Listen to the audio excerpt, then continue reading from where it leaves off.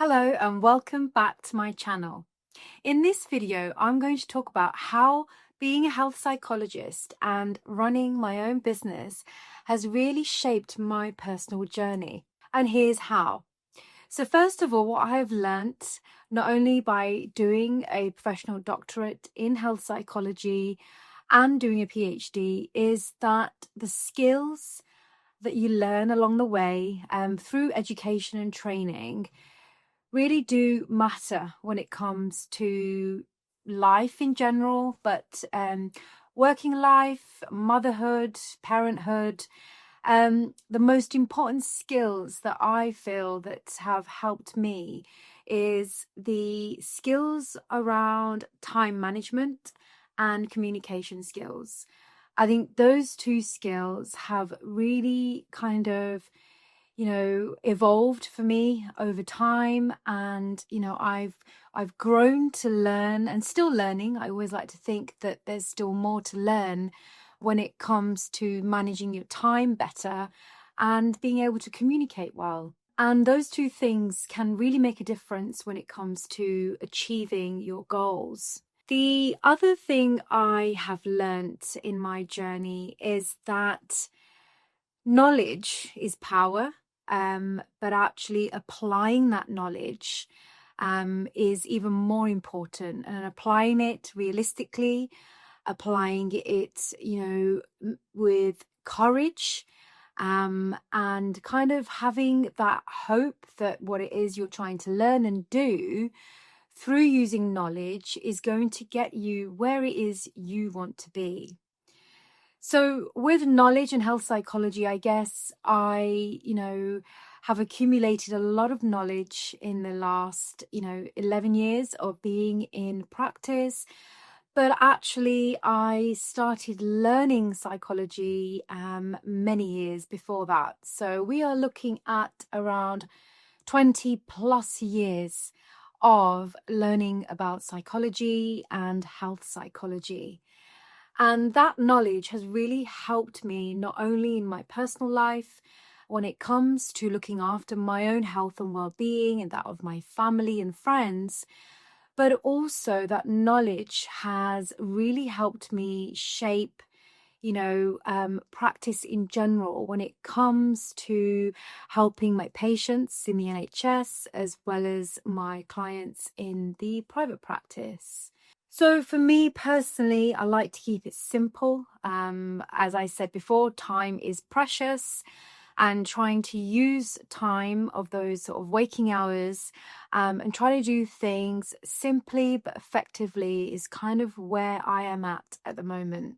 So in terms of health psychology, I try to keep it sort of baseline in terms of making sure I move my body, I try to eat well, and prioritize sleep and stress.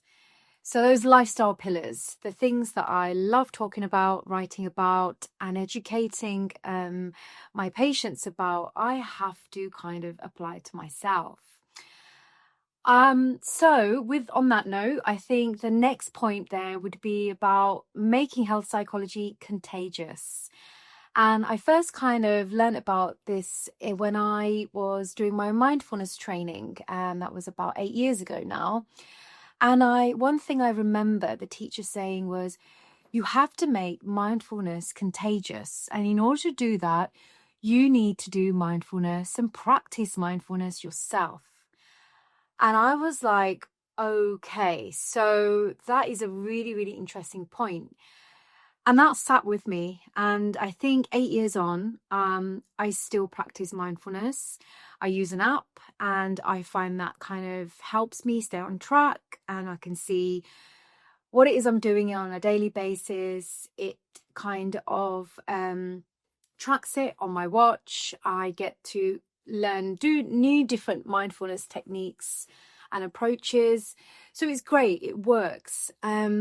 But the contagious part, this could actually work in other areas like movement, diet, sleep, and stress.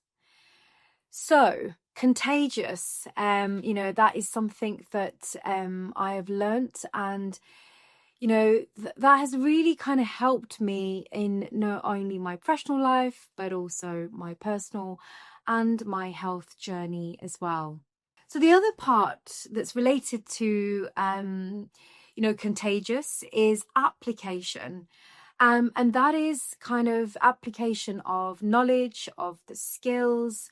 Again, not only what I learned through kind of doing the continuous professional development stuff like reading, listening to podcasts, training courses, but it's application of kind of like the real life issues, or the application of what I learned from the stories of my patients, my clients, and really thinking about that and applying that in terms of content when it comes to writing my monthly newsletters and blogs, reflections, journaling.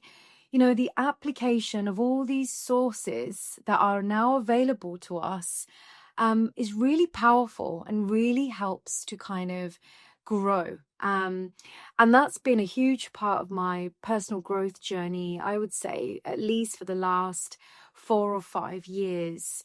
And through that, I get to kind of interchangeably be able to use that knowledge and apply it to different settings. The final part of my personal growth journey, as well as being a health psychologist and a mum, solopreneur, is being vulnerable. And I think this has been one of the hardest things that I have learned to, and I'm still learning and accepting, is being vulnerable. When you are like this on camera in front of so many people, or you're putting out content in writing in form of blogs, newsletters, or just sharing ideas, that is huge. That is kind of another level of discomfort that anyone who has or is on this journey or is doing something new, you're going to feel it. And as a psychologist, I know I feel it in the body. We feel it in the chest, the tummy, all those common places. But what I've learned to now realize is that is change. That is part of growth, part of personal growth, and doing something new. And this is the number one thing that I educate my patients and hope to do through my channel, is to really, help people to learn and understand that when you are vulnerable, when you're trying to be brave or learn something new, there comes discomfort. And it's that saying, no pain, no gain. So I always say to my patients that if you're willing to sit with that discomfort just for 90 seconds or a few minutes, because actually what the evidence shows that after 90 seconds, that pain and discomfort, if you stay with it and you move with it, it will fade. It will lose its power. And the other thing to remember is that, when you're vulnerable, it means that you're doing something that is meaningful, that is something that you care about. And again, there is nothing more powerful than, doing the things that are important to you and that are meaningful to you, that align with your values, because that is going to make you feel good. And that is going to help you show up again and again. Now, what I learned along the way, and what helped me actually, is actually reading this book. And this book is actually called Start Now, Get Perfect Later. And I think it really helps with that feeling of vulnerability. And this book is by Rob Moore. He's got a great collection of books. If you've not come across Rob Moore before, I would highly recommend reading some of his books. But this book in particular really helped me to understand that, when you are feeling vulnerable, there's another part to that vulnerability, and that is perfectionism. We want things to be immaculate, to be perfect, because again, it means so much to us. But actually, in doing that, you might find that you actually, stopping yourself from learning, from growing and doing the things that you want to do, whether there are new things or things you've done in the past that you want to do again. So, in thinking about trying to do the things you want to do and being vulnerable, there comes another element to that, and that is our thinking, our thoughts. And again, one thing that I am hugely passionate about, and what I always start my therapy sessions with in educating my patients and clients, is really tuning into our thoughts, because our thoughts are not real. Yes, that's right. Our thoughts are not real, but they seem so real. They feel real. We kind of run with the imaginary kind of, images of those thoughts and stories that those thoughts are feeding us with. But actually, what the science shows, the thoughts are not facts. And they are actually chemicals running through the brains. They're like little fires of signals that go from the brain, that connect with the body and send messages. They're a form of communication between the mind and the body. But actually, we spend so much of our day and our time in our thoughts.